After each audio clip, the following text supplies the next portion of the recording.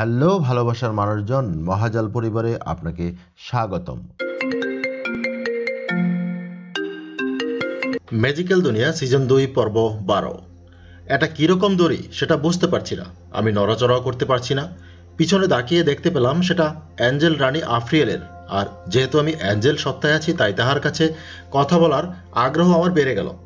আমার গ্রেভিটি স্পেলের কাজ শেষ হওয়ার ফলে আমি দড়িতে ঝুলতে লাগলাম, যেটা রানীকে দেখতে সমস্যা করছে। তাই আমি আর সময় নিলাম না, বরং আমি আবার জোর খাটালাম। এতক্ষণ অনেকটা দূরে নিয়ে এসেছে রানী আমাকে উড়িয়ে, কারণ নিচে কোনো শহর দেখতে পাচ্ছি না, বরং নিচের দিকে বন দেখা যাচ্ছে। আমি আমার পিঠের 6টা ডানা বের করলাম, যেটার ফোর্সের মাধ্যমে দড়িটা ছিঁড়ে গেল। আমি অনেক ফোর্সে নিচের দিকে পড়তে লাগলাম। আমার পিঠ থেকে 6টা ডানা বের হলেও আমি উঠতে পারছি না। তবে আপাতত আমাকে উঠতে হবে না। আপাতত অনেকটা নিচে চলে আসলেও একটা পাখির ঝাঁক দেখতে পেলাম, যেটা আমাকে নিচের দিকে উড়ে যাচ্ছে। পাখিগুলোর আকার অনেকটা বড়, তাই আমার ভার নিতে তাদের কোনো সমস্যা হবে না। আমি নিচে পড়ে একদম নিচে দুটো পাখির পিঠে পা দিলাম এবং বিশাল একটা লাফ দিলাম উপরের দিকে, যেটা পাখিদের নিচে পাঠিয়ে দিল। এবং আমি অনেক ফোর্সে রানীর দিকে উঠতে লাগলাম। রানী আমাকে এভাবে উঠতে দেখতে অনেকটা অবাক হলো। আমি সরাসরি উড়ে রানীর কাছে চলে আসলাম এবং রানী আফ্রিয়েলকে নিচে কোলে তুলে নিয়ে আসলাম এবং আবারও সোজা নিচের দিকে পড়তে লাগলাম। নিচে যে স্পিডে পড়ছি তাতে বোঝা যাচ্ছে অনেকটা গভীর গর্ত করে নিচে চলে যাব আমি, আর তাতে নিজেও রানীর সমস্যা হতে পারে। তাই আমি অনেকটা প্ল্যান করছি। নিচে পড়তে সময় রানী অনেকটা ভয় পেয়ে গেল, যার কারণে সে আমার বুকের মধ্যে মুখ লুকিয়ে ফেলল। আমি মাটি থেকে কিছুটা উপরে থাকার পরে টেলিপোর্টেশন স্পেল ব্যবহার করলাম। অবশ্য আমার মানুষ ফর্মে এই স্পেল ব্যবহার করতে পারি না আমি, তবে এই অ্যাঞ্জেল ফর্মে যেটা একদম সহজ ব্যাপার। আমি টেলিপোর্ট হয়ে সোজা একদম নিচে চলে আসলাম। মাটিতে দাঁড়ানোর পর রানী আফ্রিয়েল আমার দিকে মুখ তুলে তাকালেন। রানী আফ্রিয়েল, এরকম ফাইটিং তো আপনাকে বানায় না। আপনার মতো সুন্দরীরে তো এভাবে পুরুষদের বাহুর মধ্যেই মানায়। রানী লজ্জা পেয়ে লাল হয়ে গেল। আমিও তাকে নিচে নামিয়ে দিলাম। তো আমাকে দড়ি দিয়ে বাঁধার উত্তর জানতে পারি? দুনিয়ায় কিছু ঠিক হচ্ছে না, যেটার সবকিছুই তোমার জন্য হচ্ছে বা হবে। চাইলে তো অনেক কিছুই হবে। এমন সুন্দরীর স্পর্শ তো আর রোজ রোজ পাওয়া যায় না। অনেক বদলে গেছো আগের থেকে মনে হচ্ছে। নাকি তোমার অ্যাঞ্জেল ফর্মের এজন্য এই সমস্যা? রানী লজ্জায় একদম লাল হয়ে জানলেন কিভাবে আমার অ্যাঞ্জেল ফর্মের ব্যাপারে।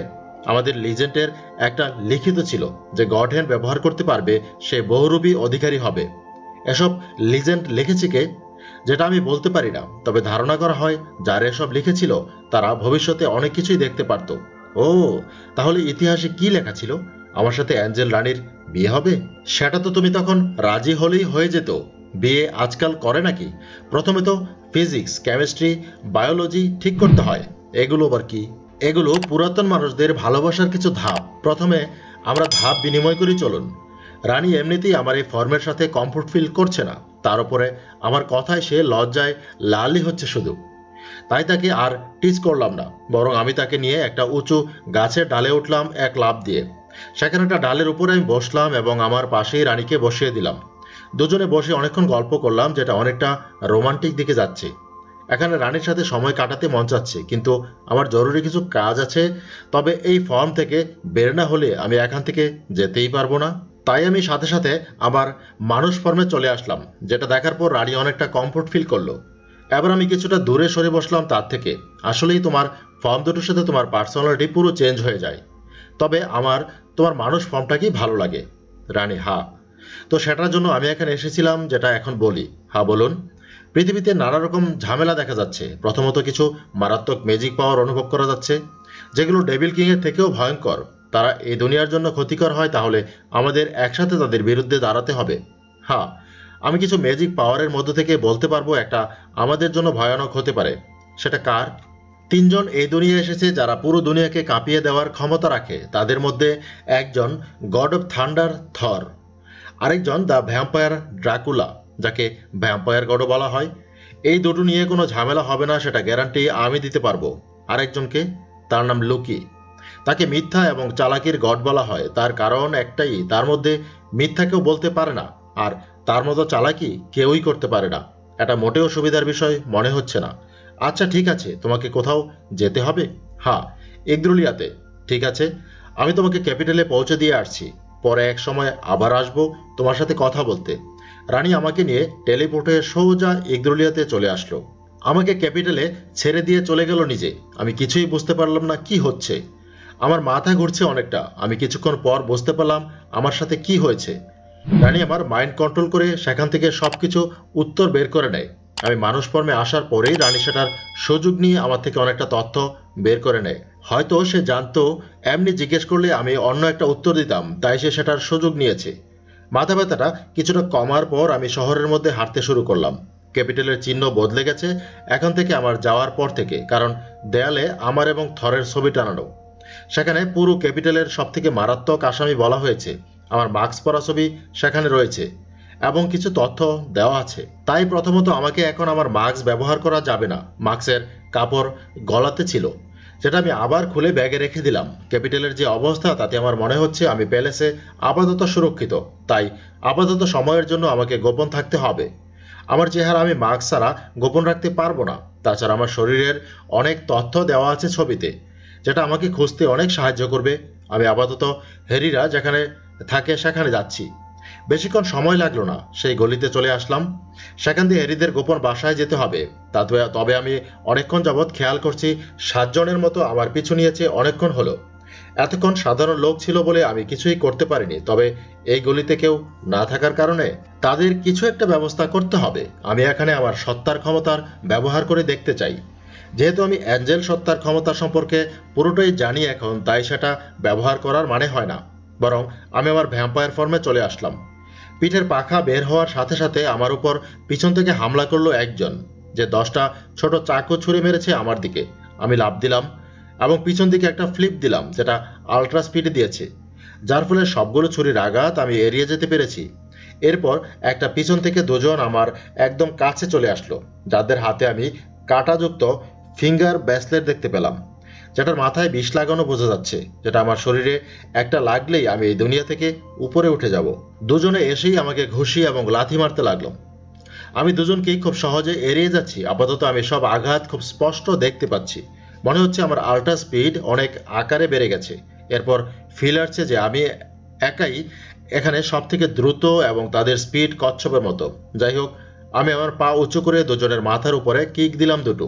তারা দুটো কিক খেয়ে নিচে পড়ে গেল। ফ্লোর ভেঙে তাদের মাথা ঢুকে গেছে নিচে, যেটা দিয়ে রক্ত বের হচ্ছে। আমার মনে হচ্ছে না এই আঘাতের পর তারা বেঁচে আছে। আমার এই ফর্মগুলোর ক্ষমতা আসলেই মানুষ ফর্মের থেকে অনেক বেশি লাগছে। এগুলো আসলেই এই দুনিয়ার সাথে মিল নেই। আমার আগের দুনিয়ার সত্তাগুলোর ক্ষমতা লেভেলে নিয়ে সর্বশেষ মানুষ সত্তা, এবং তার উপরে ভ্যাম্পায়ার, তার উপরে ডিমেন, এবং সবচেয়ে উপরে ডেভিল এবং অ্যাঞ্জেল। আমার ভ্যাম্পায়ার সত্তার ক্ষমতা কম হওয়ার কারণ হলো আমি আগের দুনিয়ায় ভ্যাম্পায়ার হয়েছিলাম অ্যানার ব্লাড খাওয়ার ফলে। ভ্যাম্পায়ারদের মধ্যে দুটো বংশ ছিল আগের দুনিয়ায়, একটা রয়্যাল ব্লাড, আরেকটা সাধারণ ব্লাড। রয়্যাল ব্লাড হচ্ছে যারা ভ্যাম্পায়ারদের আসল রক্ত বহন করে, এরাই ভ্যাম্পায়ার গড়ের পদবি অর্জন করে। আর সাধারণ ব্লাডের ভ্যাম্পায়ার হলো তারা যারা রয়্যাল ব্লাড ভ্যাম্পায়ারের রক্ত খাওয়ার ফলে ভ্যাম্পায়ার হয়। অবশ্য এই রক্ত খেয়ে ভ্যাম্পায়ার হওয়ার কাজটা এই দুনিয়ায় আর হয় না। এই রিয়েলিটিতে অনেক কিছু বদলে গেছে। যেহেতু আমার ভ্যাম্পায়ার সত্তা সাধারণ ব্লাডের, এজন্য আমি ড্রাকুলার মতো তেমন ক্ষমতা অর্জন করতে পারবো না। তবে সেটা ছাড়া আমার ক্ষমতাগুলো এদের কাছে অন্য লেভেলে এখন, কারণ আমি তাদের প্রতিটা আঘাত খুব স্পষ্টভাবে দেখতে পাচ্ছি, আর এজন্য আমার এড়ানো খুব সহজ হচ্ছে। যাই হোক, দুটো অবস্থা আমি টাইট করে দিয়েছি। এবার আমি আমার হাতটা কিছুটা কাটলাম ডান তালুর দিকে। কামড় দিয়েছে আমার লম্বা দাঁত দিয়ে। কামড়ের পরে চুপ চুপ করে রক্ত পড়তেছিল নিচের দিকে, যেটা দিয়ে আমি ব্লাডের তলোয়ার হয়ে গেল আর আমার হাতে। ভ্যাম্পায়াররা তাদের রক্ত দিয়ে এভাবে ব্লাড সোর্ট বানাতে পারে। বাকি আছে মাত্র 5 জন, যাদের 4 জনকে আমি একদম আল্ট্রা স্পিড ব্যবহার করে সাথে সাথে গলা নামিয়ে দিলাম।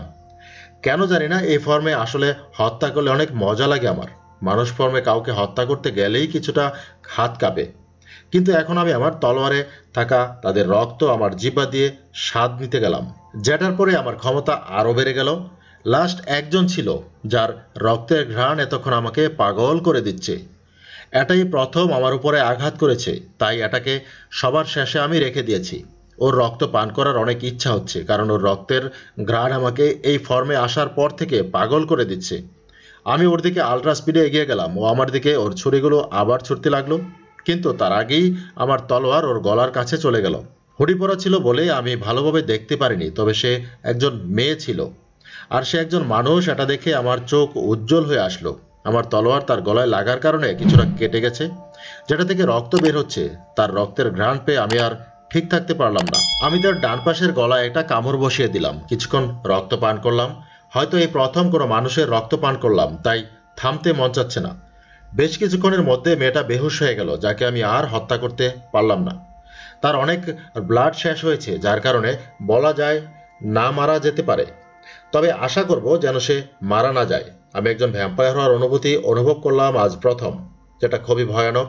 আমার অ্যাঞ্জেল ফর্মে গেলে সেটা আমাকে মেয়েদের প্রতি দুর্বল করে, তবে এই ভ্যাম্পায়ার ফর্মে আসলে আমার রক্তের প্রতি দুর্বলতা বাড়ে।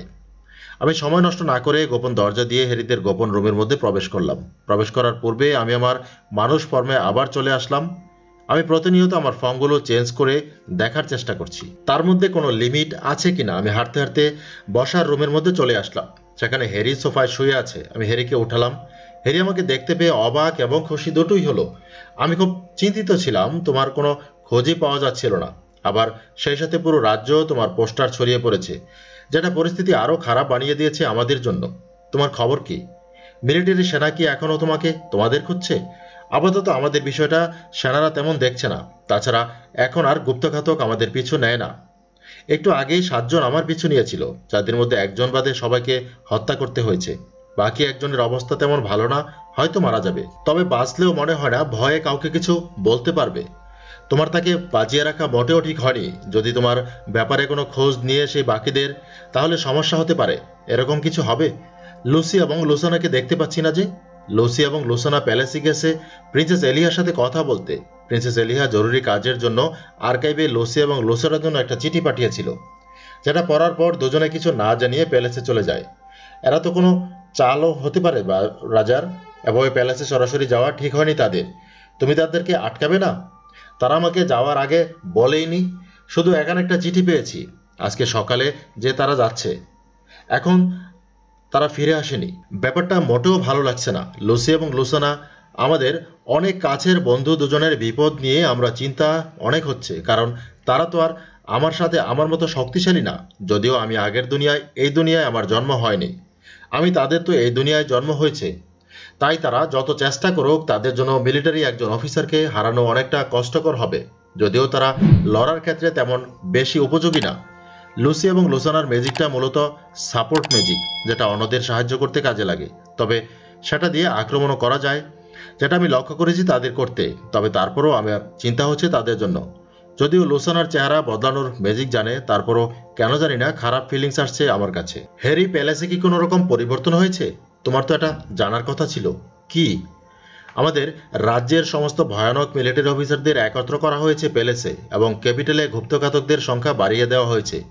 সেই সাথে মারাত্মক সব ধরনের অস্ত্রের ব্যবহার করা হচ্ছে, যেগুলো আমি আগে কখনো দেখিনি। এত কিছু কিসের জন্য? এরসাকের সাথে সন্ধি চুক্তি করা হয়েছে। সেখানে এরসাক, ইগদ্রোলিয়া এবং হিমরার একসাথে কাজ করবে। তবে অ্যালকোর্ট সন্ধিতে চুক্তি করেনি, বরং তারা ডেভিল কিংয়ের সাথে চুক্তিতে যুক্ত হয়। এটা কখন হয়? আমি তো অ্যালকোর্ট থেকে আজই আসলাম, তেমন কিছু খেয়াল করিনি সেখানে। আজ সকালেই ডেভিল কিং এবং অ্যালকোর্টের মধ্যে চুক্তি স্বাক্ষরিত হয়, যেখানে অ্যালকোর্টের পুরো রাজবংশকে মেরে ফেলা হয় এবং সেখানে নতুন রাজা বসানো হয়। হয়তো এজন্য আমি অ্যালকোর্টের ব্ল্যাক স্মিথ সেখানে ছিল। এই শহরে পুরো খালিই দেখতে পেয়েছি। সবাই ভয়ে হয়তো আত্মগোপন করেছিল, তবে শহরে অনেক সৈন্য ছিল, যেটা আমি লক্ষ্য করেছি। পরিস্থিতি অনেক খারাপ হচ্ছে। ডেভিল কিং আর্সাককে আজই আন্ডারওয়ার্ল্ড বলে ঘোষণা দিয়েছে, এবং সেই সাথে নতুন কয়েকটা রাজ্য উৎপন্নের খবরও পাওয়া গেছে। এসব খবর তো আর্কাইভ থেকে পাওয়া যাচ্ছে, তাই না? হ্যাঁ, আর্কাইভ শুধু মিশন দেওয়ার কাজ করে না, বরং সেটা পুরো দুনিয়ার সংবাদ সবার কাছে পৌঁছে দেওয়ার কাজও করে। প্রতিদিন আর্কাইভের সদস্যদের একটা পরিচয়পত্রে নতুন নতুন খবর চলে আসবে, সেটা শুধু তাদের শুনতে পারবে। জিনিসটা অনেক সুন্দর। আমার পরিচয়পত্রটাও হয়তো ব্যাগের মধ্যে কোথাও পড়ে আছে। প্রথমত আমি অবাক হই এই খবর শুনে যে আমাদের দুনিয়ায় আসলেই কোনো রিয়েল ডিমেন আছে সেটা শুনে। আমি আর্কাইভে থাকা বই থেকে পড়েছি, সত্যিকারের ডিমেন এমন শক্তিশালী প্রাণী যারা কয়েক লক্ষ বছর পূর্বে ড্রাগনদের হাতে মারা গিয়েছে। তাদের শরীরে ছিল অসংখ্য শক্তি। তাদের একজন চাইলেও পুরো একটা শহর ধ্বংস করে দিতে পারবে। হ্যাঁ, ইতিহাস অনুযায়ী এই দুনিয়ার সকল সত্যিকারের ডিমেন হত্যা পর তাদের মধ্য থেকে বেশ কিছু দুর্বল ডিমেন বেঁচে যায়, যাদের থেকে জন্ম নেয় হাফ ডিমেন। যদিও এরকম আগের দুনিয়ায় ছিল। আগের দুনিয়ায় যারা ডিমেন ছিল তারা একসময় অনেকটা শক্তিশালী ছিল। ডিমেনদের রাজার ক্ষমতা একজন ডেভিল কিং অ্যাঞ্জেল কিং এর সমানই ছিল। তবে ডিমেনদের হত্যা করা হয়েছিল তাদের শক্তিশালী ক্ষমতার কারণেই, আর তাদের ডিএনএ থেকে পরে গবেষণা করে তৈরি করা হয়েছিল হাফ ডিমেনদের। ধারণা করা হতো পূর্বে মানুষের উপরেই হাফ ডিমেনের পরীক্ষা করা হয়েছিল, যার কারণে হাফ ডিমেনদের আকার মানুষের মতোই। অবশ্য জিনিসটা কতটা সত্য সেটা আমি জানি না, তবে আশা করা যায় এটাই সত্য। হ্যাঁ, আজকে সকালে একটা খবর এসেছে নতুন রাজ্য তৈরি হয়েছে, কিন্তু এখনো আর্কাইভ শিওর বলতে পারছে না। তারা ধারণা করছে সেটা ডিমেনদের রাজ্য, কারণ সেখানে অসংখ্য ডিমেনদের আকারের প্রাণী দেখা গিয়েছে। ডিমেনরা এই দুনিয়াতে মারা গিয়েছে, আমার মনে হয় না তারা কোনো ধরনের ডিমেন হবে। তারপরও বলা যাচ্ছে না, আর্কাইভও এখনো সঠিক তথ্য দিতে পারেনি। হঠাৎ তখনই আমার মনের মধ্যে ড্রাকুলার আওয়াজ শুনতে পেলাম। তার সাথে আমি মনে মনে কথা বলতে শুরু করলাম, জ্যাক শুনতে পারছো? হ্যাঁ। একটা খারাপ খবর আছে। সেটা আবার কি? যেহেতু সবগুলো দুনিয়া একত্রিত হয়ে এই দুনিয়া তৈরি হয়েছে, তাই এখানকার সব দুনিয়ার প্রাণী থাকার কথা। হ্যাঁ। এতদিন দক্ষিণের পর্বতের নিচে বিশাল গুহার মধ্যে ফার্স্ট জায়ান্ট এবং ট্রোল বাস করতেছিল। তারা বাইরের দুনিয়ার সাথে যোগাযোগ আগ্রহী ছিল না বলে কেউই তাদের সম্পর্কে জানত না। তবে লুকি তাদেরকে একত্র করেছে এবং তাদের মধ্য থেকে একজন রাজা নির্বাচন করে দিয়েছে, যার আদেশে পুরো ট্রোল এবং ফার্স্ট জয়েন্ট এবং সেনারা ইগদ্রুলিয়াতে আক্রমণ করতে প্রস্তুত। হ্যাঁ, ব্যাপারটা অনেক খারাপ। আর্কাইভ থেকে বলা হচ্ছে ডিমেনদের কথা। যেহেতু ফুল সাইজ ডিমেন এবং জায়ান্টদের আকার একই, তাই তারা হয়তো চিনতে ভুল করছে। দেখো, বিষয়টা চিন্তার। জায়ান্টদের মাথায় তেমন বুদ্ধি না থাকলেও তাদের শারীরিক ক্ষমতা কিন্তু সেই। একটা ফার্স্ট জায়ান্ট এক আঘাতে পুরো ক্যাপিটালের প্যালেস ভেঙে দিতে পারবে। আর ঝামেলা ভালো লাগে না। ফার্স্ট জায়ান্ট তো সহজ ছিল, কিন্তু সাথে ট্রোলও। এই সবুজ ট্রোলগুলো মারাত্মক। হ্যাঁ, খবরটা তোমাকে দিতে চাইনি, তবে রানী এলিনা বলে বলল। ভাবতেই অবাক লাগছে যে প্রিন্সেস রানী হয়ে গেল। জিনিসটা ততটা অস্বাভাবিক কিছু না। ড্রাকুলার মতো থরও রাজা কিংবা রানী সিলেক্ট করে একটা রাজ্য তৈরি করবে, আর সেটাই অনুসরণ করবে লুকি। যদিও সে কিছু সরাসরি করছে না, সবকিছু কিন্তু তার ইশারাতেই হচ্ছে। ভাবতেই অবাক লাগছে। আগের দুনিয়াতে জায়ান্টদের জন্য আলাদা একটা দুনিয়া ছিল। মূলত লুকি ফার্স্ট জায়ান্টের ছেলে। এটা ভাবতেও অবাক লাগে, কারণ তার আকার সেরকম না মোটেও। তার আকার একটা সাধারণ মানুষের আকারের মতো, দেখতেও ততটা শক্তিশালী না, তবে তার ক্ষমতা অনেক উচ্চ লেভেলের। আগের দুনিয়ায় তার সাথে সরাসরি লড়ার ভাগ্য হয় নাই আমার, তবে তার বুদ্ধির প্রশংসা আমাকে করতেই হবে। অনেক কুবুদ্ধি তার মাথায় ঘুরে বেড়ায়, জানি না এখন কি ভাবছে সে। যেহেতু লোকে কিছু করছে, তাই আমার মনে হচ্ছে থর এটার বিরুদ্ধে কিছু করবে। তবে আমার মনে হয় না সরাসরি থর কিছু করবে, বরং সেও লোকের মতো একটা রাজ্য পরিচালনা করবে। যাই হোক, ক্যাপিটাল এখন অনেক বিপদে আছে। আমাকে প্রথমত প্যালেসের পরিস্থিতি বুঝতে হবে। গিয়ে প্যালেসে ঢুকতে পারলে আমি জানতে পারবো আসলে কি হবে সেটা সম্পর্কে। আপাতত এখানে থাকা ঠিক হবে না, তাই আমি বের হওয়ার জন্য পা দিলাম। হ্যারি, তুমি আমার সাথে চলো, আমরা প্যালেসে কিছুটা উকি মেরে আসি। সেটা কিভাবে? তোমাকে তো দেখতেই চিনে ফেলবে। সেটা চিন্তা তোমাকে করতে হবে না, শুধু আমার কাঁধে তোমার হাত দাও এবং নিজের মুখটা ঢেকে রাখো। কেন? আজকে অনেক খারাপ কিছু হতে পারে, সেজন্য।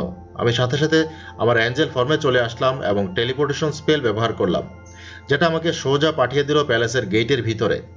আমার সাথে হ্যারিও এসেছে। আমাদের দুজনকে এভাবে হঠাৎ আসতে দেখে আশেপাশের সকল গার্ড তাদের হাতে থাকা বন্দুকের মতো অস্ত্র আমাদের মাথার উপরে তাক করলো। সামান্য নড়াচড়া দিলেই হয়তো গুলি আমাদের দিকে ছুড়বে। যাই হোক, গার্ডদের মাঝে অনেক বড় বড় অফিসার দেখতে পেলাম, যাদের মধ্যে একজন আমাদের দুজনের দিকে আসছে। তাকে কাছ থেকে দেখে চিনতে পারলাম। সে আমাদের মিলিটারি স্কুলের প্রিন্সিপাল ছিল। তার নাম অ্যালেক্স। আমি কিছু ভুল দেখেছি নাকি? এটা তুমি জ্যাক? সরি, আপনি ভুল ভাবছেন। আমার নাম মাইকেল এবং আমি একজন অ্যাঞ্জেল। আমি মিথ্যা বললাম। এমনিতেই মাইকেলের পরিচয়টা এখানে ভালো কাজে দিয়েছে। আমি দুঃখিত। আসলে একজন ছাত্র ছিল আমার, সে দেখতে ছিল আপনার মতোই। তো এরসাকের একজন অ্যাঞ্জেল বিনা অনুমতিতে ইগদ্রুলিয়াতে প্যালেসে কি করছে জানতে পারি? রানী আফ্রিয়েল তার খবর পাঠিয়েছে আমার কাছে। ইগদ্রুলিয়ার দিকে ফার্স্ট জায়ান্ট এবং ট্রোলদের বিশাল একটা সেনা আসছে। সেটা ইগদ্রুলিয়াকে নিমেষেই ধ্বংস করে দিতে পারবে। আমাদের মিলিটারি ক্ষমতা এতটা দুর্বল না। আপনার চিন্তা কোনো বিষয় নেই, তবে একটা কথা জানতে পারি, আপনি একজন অ্যাঞ্জেল হয়ে একজন ডেভিলের সাথে ঘুরছেন কেন? ব্যাপারটা অনেক সন্দেহজনক মনে হচ্ছে। অ্যালেক্সকে বলদ বানাতে চাইলেও সে সহজে বলদ হওয়ার মতো না। যাই হোক, আমি টপিক ঘোরালাম। আমি বাকি অ্যাঞ্জেলদের মতো না। আমি সবার থেকে আলাদা বলেই রানী আফ্রিয়েল আমাকে বন্দি করে রেখেছিল সারা জীবন। দুনিয়ায় পা দেওয়ার পর এই একটা ডেভিলের সাথে আমার বন্ধুত্ব হয়। অনেক আশ্চর্যজনক বিষয়, আপনার মতো একই চেহারার এক প্রিন্স রয়্যাল গার্ড রয়েছে, সে একজন মানুষ। সে রাজ্যের প্রিন্সেসকে অপহরণের মামলায় জেলের মধ্যে আটকা ছিল, তবে তার সম্পর্কে কোনো প্রমাণ দেওয়া ছাড়ার অন্য একটা আজব লোকের সাহায্যে জেলখানা থেকে পালিয়ে যায়। ব্যাপারটা অনেক খারাপ। হ্যাঁ, সেটা ঠিক। আমি বলবো আপনি সেই মানুষদের মতো দেখতে, তাই যে কেউ আপনাকে তার সম্পর্কে ভুল ভাবতে পারে। ধন্যবাদ সেটা জানানোর জন্য। তাহলে আমি যেটুকু জানছি আপনি রানী আফ্রিয়েলের আদেশে এখানে এসেছেন। হ্যাঁ, তাহলে আপনি আমার সাথে আসুন। বাকিটুকু রানী আফ্রিয়েলের সাথে কথা হওয়ার পরে সিদ্ধান্ত নেওয়া যাবে। যাক, ব্যাপারটা মোটেও ভালো হচ্ছে না। প্যালেসের সিকিউরিটি অনেক বেড়ে গেছে, আর এত বড় অফিসারদের আবুল বানানো সহজ না। যেহেতু আমার চেহারা সন্দেহ হচ্ছে, তাই ব্যাপারটা রানী পর্যন্ত যাবে। জানি না রানী কি বলবে, তবে আমার সেদিকে কোনো চিন্তা নেই, কারণ পুরো একটা রাজ্য আমার পিছনে পড়লে সেটা নিয়ে আমার মাথা ব্যথা নেই। আর যতদূর আমার মনে হচ্ছে, হয়তো পুরো খুব শীঘ্রই অনেক মারাত্মক লড়াই করতে হতে পারে, কিংবা নাও হতে পারে। আমাকে এবং হ্যারিকে সন্দেহের বশে প্যালেসের মধ্যে নিয়ে যাচ্ছে। আমি এর আগে প্যালেসে এত মিলিটারি অফিসার লক্ষ্য করিনি কখনো, যতটা না আজ দেখতে পাচ্ছি। মনে হচ্ছে পরিস্থিতি আমার আগেই তারা জানতে পেরেছে। যাই হোক, আমি পরিস্থিতি নিয়ে মাথা ঘামাচ্ছি না, বরং চিন্তা হচ্ছে পরিস্থিতি সামাল দিব কিভাবে সেটা নিয়ে। আপাতত আগের দুনিয়া থেকে যারা এসেছে সবাই একটা রাজা কিংবা রানী সিলেক্ট করে নতুন একটা রাজ্য তৈরি করছে, যেটার মাধ্যমে তারা এই দুনিয়াতে তাদের সময় কাটাবে। অবশ্য ড্রাকুলা অথবা থর এবং লোকির মতো আমিও আগের দুনিয়ার, মানে আমরা এই চারজন আপাতত এই দুনিয়াতে জন্ম নেইনি। এই দুনিয়াতে থর, ড্রাকুলা এবং লোকির জন্ম হয়নি, তবে আমার ক্ষেত্রে ব্যাপারটা আলাদা। আমি এই দুনিয়াতে জন্ম না নিলেও আমার সত্তাগুলোর মাঝে সবচেয়ে দুর্বল সত্তা একটা মৃত শরীরের নিজের করেছে, যার জন্য আমি দুনিয়াতে জীবন পেয়েছি। অবশ্য আমার সাথে ছোট থেকে অনেক কিছুই হয়েছে, যেটা সঠিকভাবে বলতে গেলে আমার সাথে হয়নি। এই শরীর প্রথমে যার ছিল, তাকে তার শহরের মানুষেরা গোপনে হত্যা করে তার মায়ের উপরে প্রতিশোধ নেওয়ার জন্য। আর সেই সময় আমার মানুষ সত্তা এই শরীরকে নিজের করে নেয়। জানি না এটাকে কি বলবো, তবে আমি আপাতত বলবো আমার জন্ম হয়েছে এই দুনিয়ায় অনেক আলাদাভাবে। যদিও আমি বাকি তিনজনের মতো ভাবছি না, তারপরও তাদের কাজ আমার ভালো লেগেছে। বিশেষ করে ড্রাকুলার চিন্তাভাবনা। থরের থেকে শুনেছি ড্রাকুলাকে দাবাতে হারানো কখনো সম্ভব নয়, কারণ সে অন্যের মনের কথা শুনতে পারে। আর সেই ড্রাকুলা সমস্ত দাবা খেলার বিরক্ত হয়ে এখন দুনিয়াতেই দাবা খেলতে যাচ্ছে। অবশ্য তার সাথে লড়াই আমার অনেক লজ্জাজনক হার হয়েছে, যেটা আমি এখনও মনে মনে মেনে নিতে পারছি না। যদিও তার সামনে আমার এসব চিন্তাভাবনা থাকে না, আমি কোনো নেগেটিভ কিছু ভাবি না তার কাছে, না হলে আবার সেটা শুনে ফেলবে। মোট কথা, ড্রাকুলা যাচ্ছে এই দুনিয়ায় সে দাবা খেলবে। লোকিও একটা রাজ্য বানিয়ে ফেলেছে, যেটা আক্রমণ করছে ইগ্রুলিয়াকে, আর থরও সেটা করছে হয়তো। তিনজনেই একটা দাবার রাজ্য তৈরি করেছে, যেখানে তারা নিয়ন্ত্রণ করছে। হ্যাঁ, খারাপ না বিষয়টা, তবে এর মধ্যে আবার রয়েছে ডেভিল কিং। সে কি চিন্তা করছে সেটা ভাবাও অনেক কষ্টকর। আপাতত আমাকে সামনের দিকে ফোকাস থাকতে হবে। প্রথমত বলবো, এভাবে আমাদের হিরোর নাম নেওয়া ঠিক না, এবং দ্বিতীয়ত অ্যাঞ্জেলরা কখনো মিথ্যে বলে না। আমি আর হ্যারি একটা কেবিনে বসেছিলাম, যেখানে বসে আমি চিন্তা করছিলাম এখানে অ্যাঞ্জেল ফর্মেই আছি আমি, আর তখনই রানী আফ্রিয়াল চলে আসলো টেলিপোর্ট হয়ে এখানে, যেটা অনেক আজব লাগলো আমার কাছে, কারণ গভীর চিন্তার সময় একটা সুন্দরী আসলো সমস্যা হয়। হিরো টিরোর কথা বাদ দিন, আগে বলুন আপনার হিরো কিভাবে হওয়া যাবে। আমি কিভাবে গিয়ে রানীর হাত ধরে বলতে লাগলাম, রুমটা সিকিউর আছে, তুমি তোমার মানুষ ফর্মে আসতে পারো। এভাবে আমি অনেক আনকমফোর্ট ফিল করি। রানী পুরো লজ্জায় লাল হয়ে, এটা ঠিক না বলেই আমি মানুষ ফর্মে চলে আসলাম। হ্যাঁ, এবার ঠিক আছে বলেই রানী আমাকে জড়িয়ে ধরলো। আমাকে জড়িয়ে ধরে দেখে হ্যারি ওদিকে ঘুরলো। আমি কিছুই দেখিনি। এটা কি করছেন? ছাড়ুন ছাড়ুন। আমি ধাক্কা দিয়ে ছাড়িয়ে দিলাম। কেন? অ্যাঞ্জেল ফর্মে তো ভালোই আমার কাছে আসলে, এখন কি হলো? ওটা আমি থাকি না সম্পূর্ণ, আমার পার্সোনালিটি চেঞ্জ হয়ে যায়। আচ্ছা ঠিক আছে, তো সত্য বলো, প্যালেসে ঢোকার জন্য মাইকেলের পরিচয় ব্যবহার করলে কেন? আমার উপরে আবারও মাইন্ড কন্ট্রোল স্পেড ব্যবহার করছেন? হ্যাঁ, এটা তো তোমার অ্যাঞ্জেল ফর্মে কাজ হবে না, তাই এই ফর্মের প্রয়োজন আমার। ঠিক আছে, প্রশ্ন করেন, আমি উত্তর দিচ্ছি। তো কি প্ল্যানিং করে প্যালেসে প্রবেশ করেছো? প্যালেসের কেউ শিওর না তুমি জ্যাক। তারপরও তোমার মতো দেখতে কাউকে পেলে তারা অ্যারেস্ট করবে। যেহেতু একজন অ্যাঞ্জেল ভেবেছে তারা সবাই তোমাকে, তাই ব্যাপারটা আমার সাথে তারা যোগাযোগ করে শিওর হয়ে নিয়েছে। তো তোমার চিন্তাভাবনা কি এখন? রাজ্যের সবচেয়ে বড় আসামির খাতায় নাম হয়েছে তোমার। আমার এখানে আসা তেমন কোনো কারণ নেই, শুধু আমার দুই বন্ধুকে এখান থেকে নিতে এসেছিলাম। তবে আপাতত কিছু একটার কারণে আমার চিন্তা পাল্টে গেল। চিন্তা পাল্টে গেল মানে? একটা সময় ছিল যখন অন্যের রাজ্যে গেলে একটা সম্মান পাওয়া যেত, তবে সেটা এখন আর হচ্ছে না। এখন তো নিজের রাজ্যই আমার সম্মান নেই, আর নিজের করে আমি রাজ্যের আসামি কিছু না করার কারণেই তাই ভাবছি একটা নতুন রাজ্যই তৈরি করব। একটা রাজ্য? হাসাচ্ছ তুমি? তোমাকে তো সুযোগ দিয়েছি আমাকে বিয়ে করো, এবং পুরো অ্যারসাক তখন তোমার হয়ে যাবে। কোনো জিনিস সহজে পেয়ে যাওয়ার মাঝে কোনো রকম মজা নেই, যেটাকে সাধনা করে পেতে হয় তাতেই মজা।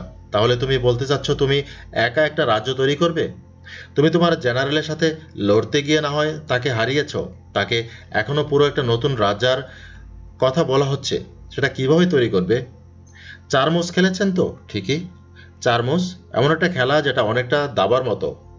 এই নতুন দুনিয়াতে সরাসরি দাবা নামে কোনো গেমস নেই, তবে দাবার মতো একটা খেলা আছে যেটাকে চারমোস বলে। হ্যাঁ, আমার চিন্তাভাবনা সেরকমই। অবশ্য এই ধারণা দেওয়ার জন্য আমি একজনকে ধন্যবাদ দিব। চারমোসের মতোই কয়েকটা টুকরো কাগজ করলেই একটা রাজ্য হয়ে যাবে। রাজ্য বানানো ঠিক এতটা সহজ? বুঝলাম না তোমার কথা। বুঝবেন, 1 সপ্তাহের মধ্যে ইগদ্রোলিয়া এবং হিমরারের মাঝখানে নতুন একটা রাজ্য তৈরি হবে, তখন বুঝতে পারবেন। আমি দুঃখিত, তবে আমাকে এখনো পাঠানো হয়েছিল তোমাকে সাথে করে অ্যাটসাকে নিয়ে যাওয়ার জন্য। প্যালেসে রাজা কোনো অ্যাঞ্জেলকে রাখতে চাইছিল না এর জন্য। কিন্তু এখন তোমার কথা শুনে মনে হচ্ছে না তোমাকে মুক্তভাবে ঘুরতে দেওয়া ঠিক হবে। এটা কীরকম কথা? মনে রেখো, তোমার কাছে রয়েছে গড হ্যান্ড ক্ষমতা। যার কাছে এই ক্ষমতা থাকবে সে এই দুনিয়াকে কন্ট্রোল করতে পারবে নিজের ইচ্ছায়। অবশ্য এটা আমাদের ইতিহাস অনুযায়ী, তবে সেটার সময় এখনো হয়নি। ডেভিল কিংয়ের টার্গেট আপাতত অ্যারসাক থেকে সরেছে। তবে আমি যেটুকু জানি, ডেভিল কিং তোমার গড হ্যান্ডের ক্ষমতাকে নিজের করার সুযোগে আছে। সে হলে এই পুরো দুনিয়া তার হাতে চলে যাবে। ডেভিল কিং এই করবে, সেই করবে। এরব শুনতে শুনতে আমার কান শেষ হয়ে গেল। ডেভিল কিং হয়তো জানে না, দুনিয়াতে ডেভিল কিং জন্ম নিলে সেই সাথে একটা অ্যাঞ্জেল কিংও জন্ম নেয়। একটা ডেভিল কিং জন্ম নেয়, একটা ভ্যাম্পায়ার কিংয়ের জন্ম হয়, এবং একটা মানুষ কিংয়েরও জন্ম নেয়। আমি কারো গেলাম না। আমি শুধু বলছি তুমি অ্যারসাকে চলো আমার সাথে। পুরো অ্যারসাক তোমার হবে, তুমি হবে সেটা রাজা। এই মুহূর্তে আমি সবগুলো রাজ্যের বিরুদ্ধে যুদ্ধ ঘোষণা করলাম। ইগদ্রোলিয়া, হিমরার, অ্যালকোর্ট, নতুন আন্ডারওয়ার্ল্ড, অ্যারসাক এবং কিছুদিনের মধ্যে তৈরি সকল রাজ্যের বিরুদ্ধে। আমি অনেক শুনেছি অন্যের কথা, এখন সময় হয়েছে সবাইকে আমার কথা শোনাতে। আমার মাথা অনেকটা গরম হয়ে গেছে, গরম হওয়ার কথাই। যে একটা সময় রাজা ছিল, এতক্ষণ সব ঝামেলার মধ্যে সে থাকবে।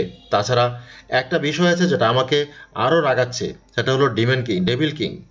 আমার শরীর জ্বলে তার নামটা একবার শুনলেই, কারণ সে আমার জায়গা নিয়ে বসে আছে।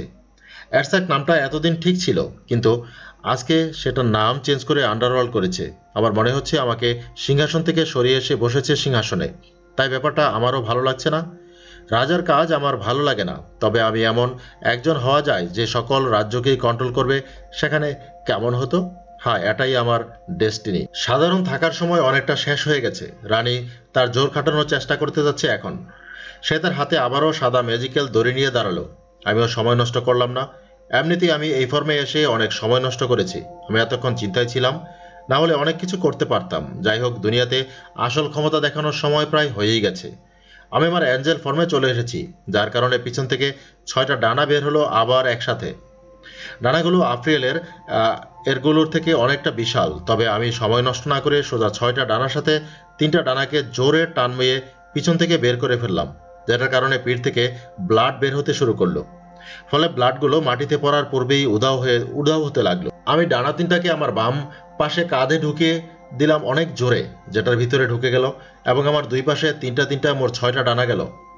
এবার ডানা 3টার আকার আরও বাড়তে লাগলো, যেটা এই পুরো রুমের দেয়াল ভেঙেছিল। আমি ডানা পরীক্ষা করার জন্য ঝাপটা দিতে চাইলাম, তবে আশেপাশের দেয়াল ভেঙে গেল, তাতে মনে হচ্ছে না সেটার জন্য এই জায়গা হবে। তাই এখান থেকে বের হতে হবে। দেরি করলাম না আর। হ্যারিকে সোজা টেলিপোর্ট করে দিলাম সেখানে যাওয়ার চিন্তা করেছিলাম সেখানে। মূলত তাকে পাঠিয়েছি লুসি এবং লুসানার কাছে, আর আমি নিজে টেলিপোর্ট হয়ে গেলাম। আমি এখন কারো ম্যাজিক পাওয়ার অনেক দূর থেকে অনুভব করতে পারি। অবশ্য সেটাকে দেখতে পারি আমার মানুষ ফর্মে, তবে ড্রাগনের এই ক্ষমতা মানুষ ফর্ম ছাড়া কাজ করে না। তবে অ্যাঞ্জেল ফর্মে আমি কারো ম্যাজিক পাওয়ার অনেক দূর থেকে অনুভব করতে পারি, এবং সেই ম্যাজিক পাওয়ার অনুভব করে সেখানে টেলিপোর্ট হতে বা কাউকে টেলিপোর্ট করতে পারি। সাধারণ টেলিপোর্টেশন স্পেল ব্যবহারকারীকে প্রথমে সেই স্থানে একবার যেতে হবে যেখানে সে টেলিপোর্ট হতে চায়, তবে আমার টেলিপোর্টেশনের এই ধাপে আমি কারো ম্যাজিক পাওয়ার অনুভব করতে সেখানে টেলিপোর্ট হতে পারবো। এটা হতে গোনা কয়েকজনই পারে, তবে এটার ব্যবহার খুব সীমিত দেখা যায়, কারণ অনেক ম্যাজিক পাওয়ারের প্রয়োজন হয় এই টেলিপোর্টে করলে। অবশ্য আমার অ্যাঞ্জেল ফর্মে ম্যাজিক পাওয়ারের কোনো অভাব নেই। আমি অসংখ্য পরিমাণ ম্যাজিক পাওয়ার অনুভব করতে পারছি এই ফর্মে। আমাকে নিজের মতো ব্যবহার করতে হবে। আমার ব্যবহার আজকে আজব হয়ে গেছে, যেটা বুঝতে পারছি আমি। হয়তো বেশি সত্তার শরীর ব্যবহার করার ফলে তাদের চেতনা আমাকে সমস্যা দিচ্ছে, যেটার জন্য আমার রেস্ট নেওয়ার দরকার। কিন্তু তার পূর্বে আমাকে আরও কিছু করতে হবে। আমি যেটা রানীকে বললাম সেটা আমাকে করতে হবে এখন। আমি বাইরে টেলিপোর্ট হওয়ার পরে ডানা দিয়ে উঠতে লাগলাম। আমার 6টা ডানা পুরো মেলে দিলাম, যেগুলো আকাশে বিশাল আকার ধারণ করেছে আস্তে আস্তে। হয়তো কেউ এরকম ক্ষমতা পূর্বে দেখেনি, যেটা আমি দেখাতে চাচ্ছি এদের। আমার ডানাগুলো পুরো প্যালেস তত বড় আকার ধারণ করলো আমার পিঠ থেকে, এবং সেগুলো সূর্যের আলো বন্ধ হয়ে গেল। পুরো প্যালেসের গার্ডদের চোখ এখন আমার দিকে। শুধু সেটা নয়, সেই সাথে আমার সকল মিলিটারি অফিসার, জেনারেল এবং রাজা নিজেও এটা দেখার জন্য বাইরে চলে এসেছে। কেউ আপাতত আমার উপরে আক্রমণ করছে না। আমি আমার ডানাগুলো আবার ছোট করে নিলাম এবং উড়ে সোজা রাজার কাছে চলে গেলাম। রাজার এলিট গার্ড 11 জন রাজার সুরক্ষার জন্য এগিয়ে আসে। তাদের 6 জন আমার কাছে একসাথে হামলা করে। যেহেতু আমি প্যালেসের মধ্যে একটা ভাঙচুর করেছি আমার ডানা দিয়ে, তাই তারা আমাকে আসামিদে করে রেখেছে। আর তাছাড়া আমি এতটুকু শিওর, এতক্ষণ আমি যে মাইকেল না জ্যাক, সেটা ঠিকই রানী আফ্রিয়েল রাজাকে বলে দিয়েছে। আর তাদের এলিট গার্ডগুলো অনেক শক্তিশালী। আমার মনে হয় না তাদের নক করলে আর কিছু বলার সাহস পাবে এখানে। আমি হাওয়ার মধ্যেই ছিলাম, আর 6 জন আমার উপরে 6টা তলোয়ার দিয়ে আল্ট্রা স্পিডে ঝাঁপিয়ে পড়ছিল, যেটা মানুষ ফর্মে থাকে এড়ানো আমার পক্ষে সম্ভব ছিল।